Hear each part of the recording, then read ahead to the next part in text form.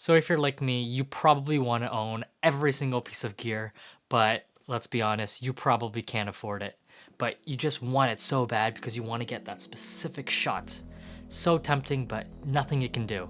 And the same thing goes with macro photography. See, I've been wanting to do macro photography, macro filmmaking for a very long time, but when I realized the prices on macro lenses, nope, not gonna happen. But then a few days ago, I came across a video by Daniel Schiffer talking about macro tubes and using them for his macro shots. And that got me thinking. So I looked on Amazon, noticed it was only $30, and I quickly bought myself a pair.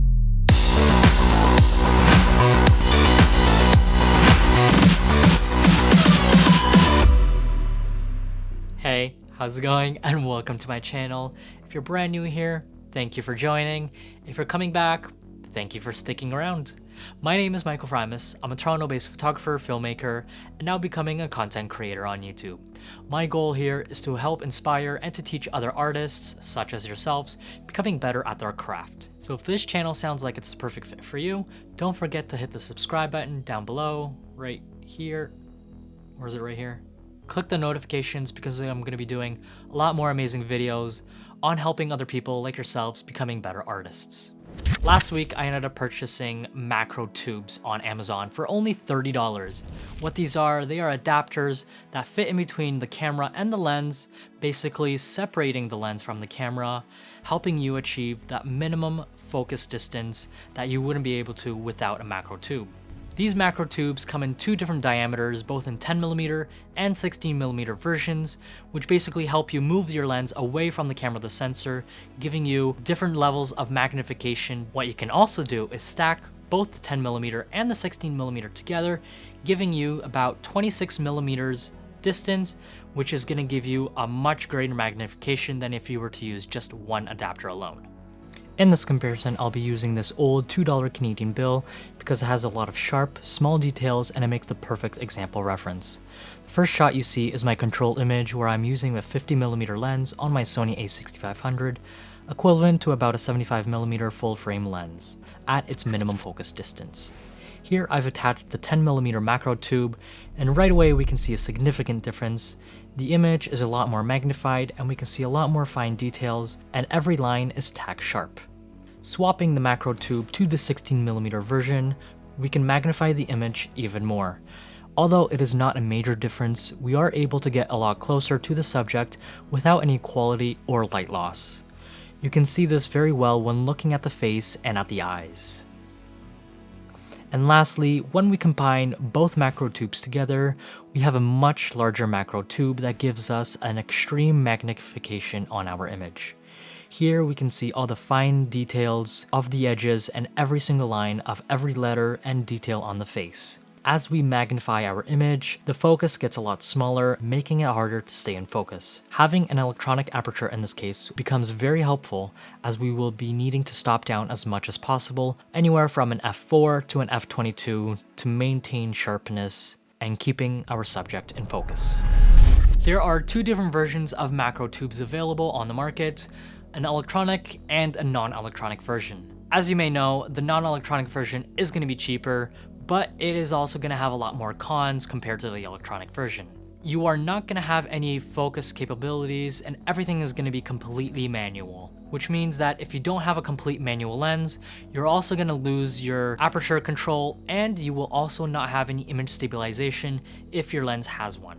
If you're going to go with the electronic version, then you are going to have your autofocus, your aperture, and your image stabilization all working because you are going to have the electronic contacts. This is the one that I use myself and the one that I do recommend using. If you're curious and you want to know the pros and cons on using macro tubes and how it compares to a macro lens, then listen carefully.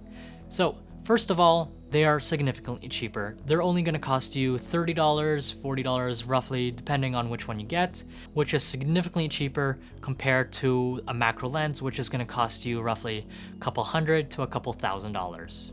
When using a macro tube, your images are going to remain sharp just like as if you weren't using the macro tube at all. So if your lens is sharp, your macro shots will also be sharp. there is no image quality loss, and there is no light loss. Another great benefit with macro tubes is that you can adjust how strong you want your magnification to be. You can either put one adapter on, or you can stack two adapters together, giving you a more intense magnification.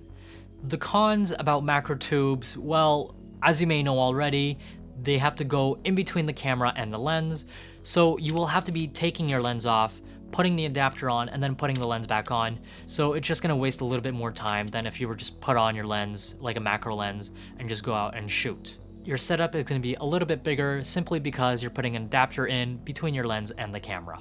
The other con is that you can't use macro tubes on every single lens. I haven't heard of any reviews mentioning this until I tested this out myself. On telephoto lenses or normal lenses, they work fine, but any wide angle lenses, such as the ones that I was using, the 10 to 18 or the 24 millimeters, I was having problems achieving focus simply because the focus is so close, actually it's within the lens, that it's impossible to focus on the object. So you do have to get a lens that is a little bit more telephoto compared to something that's wide. The last con, and probably the biggest one that I've been noticing, is that you can't focus to infinity. These macro tubes are used only for macro shots. So anytime you want to do a macro shot, you would have to put the macro tube on, get your shot, and then if you want to go back to getting wide footage, or if you want to get anything in focus that's more than a few inches away or a foot away, then you will have to take your adapter off. In other words, if you can afford a macro lens, I would highly recommend it. I don't have the money to do that myself, but I would love to have one. But if you're just starting out in macro, you don't have a budget, or you don't have any money, then these macro tubes are absolutely amazing and something I definitely recommend. I'm definitely going to be using these for a long time. They're invaluable and they produce amazing images. So if you found this video helpful, click the subscribe button, leave a comment below telling me what your thoughts are. Don't forget to leave a like, and I guess I'll see you again in the next video. Peace!